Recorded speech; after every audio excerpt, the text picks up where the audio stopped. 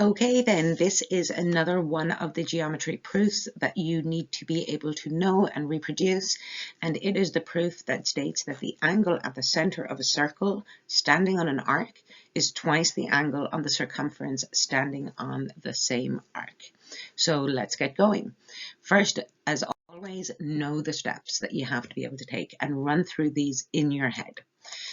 You have to draw the circle, identify the arc, create the angle at the center and on the circumference. You then want to label your diagram clearly, identify clearly what it is you're trying to prove from the diagram that you have created. Construct the line from through the point on the circumference through the center point. You then are going to label all of the angles that were formed with this construction. And then you're going to identify the triangles that you're going to use in your proof. And you need to know that the previous information that you're going to use is the relationships of the base angles in an isosceles triangle, and you're going to use the proof that the exterior angle is equal to the sum of the two opposite interior angles in any triangle. Okay, let's get going. First of all, draw your circle. We've got a plain circle with center O. You're going to identify the arc on that circle, and then you are going to create the angles at the center of the circle and on the circumference. You then want to label this diagram. We're going to simply label it A, B, and C. Okay. What is it that you are trying to prove? We are trying to prove that the angle AOC is twice the angle ABC. So the angle AOC is the angle at the center of the circle, standing on an arc, and we're trying to prove that that is twice the angle ABC, which is the angle at the circumference of the circle, standing on the same arc. That's what we want to prove. We want to construct a line through the point B and O. Okay, so the point on the circumference through the center point of the circle. When we do this, we have created two triangles and we have formed new angles. We want to label all of those angles. So we label them 1, 2, 3, 4, 5, and 6. Now again, what is it that we want to prove? We want to prove that the angle AOC is twice the angle ABC. But with these new angles that we've created, we can rewrite this because the angle AOC is now can be rewritten as the angle 5 plus the angle 6. Angle ABC can be rewritten as angle 2 plus angle 3. So what we're now trying to prove, the same thing, but we've rewritten it a different way. We're trying to prove that angle 5 plus angle 6 is equal to 2 times angle 2 plus angle 3. Now, what are the triangles that we have created? We have two of them. We have the triangle AOB and we have the triangle COB. They are the two triangles that we're dealing with. We want to look at one first. We are just going to look at the triangle AOB. We can say that in this triangle, the line length AO is equal to the line length OB. These are both radii of the circle. They're these guys, AO and OB. They are both radii of the circle, so we can say that they are the same length because we know that about radius of a circle. That means that our triangle AOB is an isosceles triangle because it has two side lengths the same. And because we've now identified that as an isosceles triangle, we can say that angle 1 is equal to angle 2 because they are the base angles of our triangle.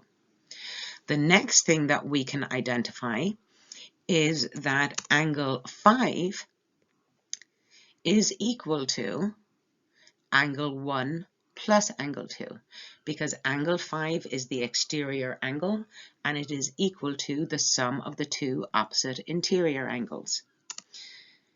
Because we know angle 1 is equal to angle 2, we can rewrite this as angle 5 is equal to angle 2 plus angle 2.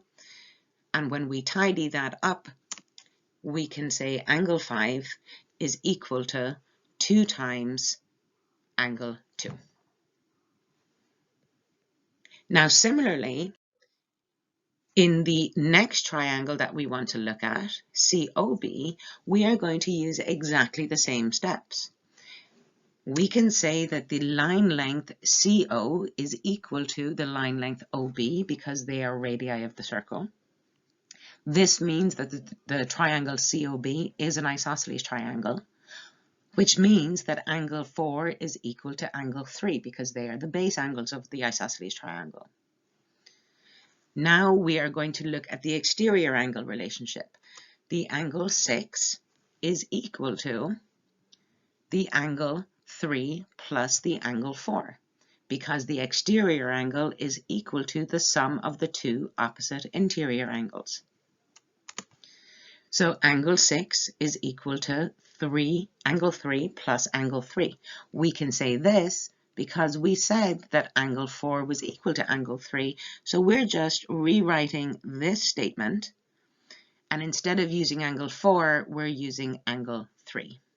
And when we tidy this up, we get angle 6 is equal to 2 times angle 3. And now really all of the hard work is done. We are just going to backtrack through the rewrites that we made, but we're going to do that by taking these steps. We were trying to prove that angle AOC was twice the angle ABC.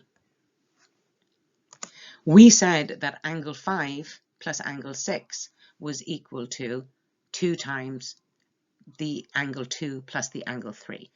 These are saying exactly the same thing, just in a different way. We proved that angle 5 was equal to 2 times angle 2.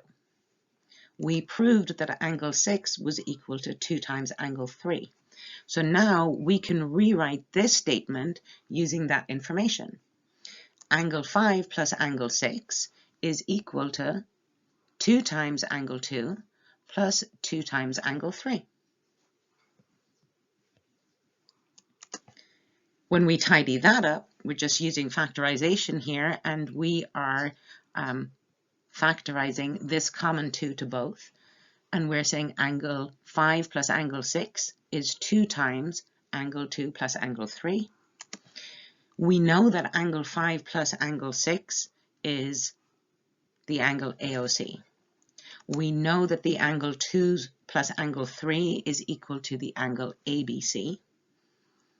So we can say, since angle 5 plus angle 6 is AOC, we can say that the angle AOC is equal to 2 times the angle ABC because we are using this from here.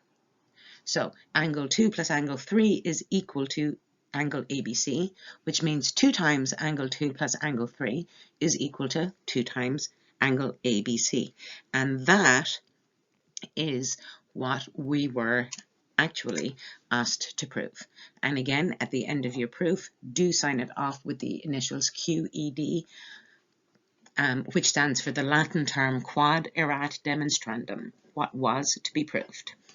I hope you found this helpful. Please do practice this. This is a complicated proof with a lot of steps to remember. You do not want to remember these label steps. You want to remember the actual steps. You want to remember saying things like the exterior angle is equal to the opposite interior angles, because then it doesn't matter how these diagrams are labeled. You will just be able to pluck those labels out as you work through your proof. I hope you found this helpful. As always, practice.